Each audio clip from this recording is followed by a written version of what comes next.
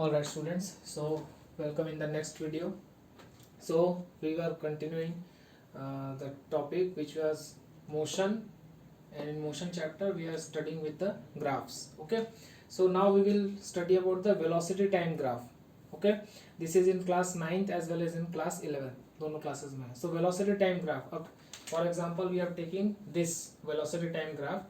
ठीक है, this is the origin O, this is y axis, x axis. In y axis we have taken time and in y axis we have taken velocity which is in meter per second and time is in second. ठीक है, हमको पहले क्या करना है, we have calculating the slope of the graph. ठीक है, slope of the graph I am taking this coordinate, यहाँ 10 से मिला देते हैं और यहाँ पे ये कोइंसाइड हो रहा है 2 के साथ. ठीक है, तो slope of the graph किसका बनेगा, obviously for any right angle triangle. तो ये राइट एंगल ट्रायंगल बन रहा है हमारा ये वाला सेक्शन. ठीक है, ये राइट एंगल ट्रायंगल, तो इसका मैं नाम दे देता हूँ यहाँ पे ए और इस पॉइंट का B.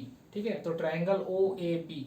We have already studied in the previous topic that आप स्लोप किसी भी राइट एंगल ट्रायंगल का ही कैलकुलेट कर सकते हैं. ठीक है, so this O A B is your right angle triangle जिसका हमको स्लोप कैलकुलेट करना है. स्लोप कैसे कैलकुलेट करेंगे, slope is nothing but your height of the triangle divided by the base of the triangle.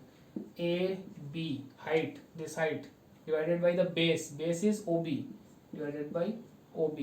ठीक है, तो AB का हाइट कितना है, यहाँ से हम देख सकते हैं 10 divided by OB, this OB is 2. ठीक है, 0 से लेकर 2 ये OB है और AB का हाइट कितना है 10, तो 10/2 nothing but your 5. Now what is this 5? 5 क्या है, कौन सा फिजिकल क्वांटिटी है. अगेन AB क्या है आपका, दिस AB ये वाला जो हाइट है ये बेसिकली आपका ये वाला क्वांटिटी को रिप्रेजेंट कर रहा है, मींस वेलोसिटी. ठीक है, divided by OB, this OB is your time. ठीक है, तो velocity by time, right. So velocity by time किसको रिप्रेजेंट करता है, एक्सेलरेशन बताता है आपका. Acceleration is the ratio of velocity with respect to time. ठीक है, तो ये जो 5 है, this 5 is nothing but your acceleration. So unit will be meter per second square. तो फाइनल रिजल्ट क्या निकला कि whenever you are calculating the slope of velocity time graph, then you will get the acceleration of the body. Okay, this is clear. तो अगर आपको velocity time दिया हुआ है, वेलोसिटी टाइम ग्राफ गिवन है और आपको स्लोप कैलकुलेट करना है या आपको एक्सेलरेशन कैलकुलेट करना है, तो आपको उस ग्राफ का स्लोप निकालना पड़ेगा. This is the first thing. ठीक है, सेकंड, किसी भी ग्राफ का हम दूसरा चीज क्या कैलकुलेट कर सकते हैं, एरिया अंडर द ग्राफ, है ना, एरिया अंडर द ग्राफ.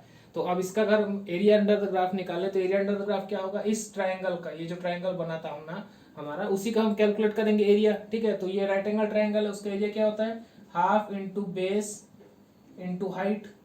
ये होता है area of the right angle triangle. ठीक है, तो हाफ इंटू बेस कितना है 2, सेम ये वाला base, into height, this is height which is 10, right. तो 2 and 2 गेट्स कैंसल, क्या मिल गया हमको 10.